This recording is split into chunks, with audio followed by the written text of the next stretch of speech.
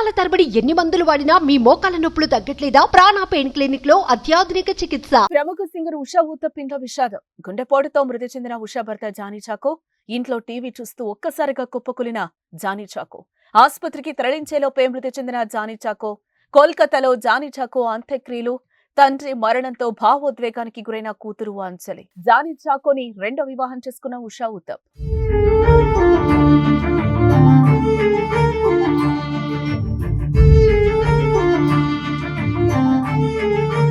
మృత్యువు ఏ రూపంలో ఎప్పుడొస్తుందో తెలీదు. ఎంతో ఆరోగ్యం ఉన్న వ్యక్తి కూడా సడన్ గా కుప్పకూలిపోయిన ఘటనలు మనమేనో చూసాం. వయసుతో సంబంధం లేకుండా గుండెపోటుతో మృతి చెందిన వార్తలు అనేకం. అలాంటి ఘటనే ఓ ప్రముఖ సింగర్ ఇంట్లో కూడా చోటు చేసుకుంది.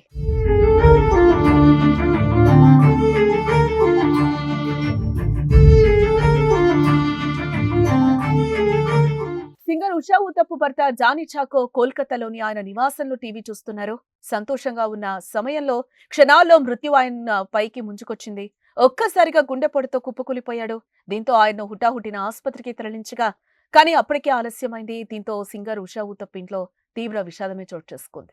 సింగర్ ఉషా ఊతప్ దంపతులకు కుమారుడు సన్నీ, కుమార్తె అంజలి ఉన్నారు. జానీ చాకో అంత్యక్రియలు కోల్కతాలో నిర్వహించనున్నారు.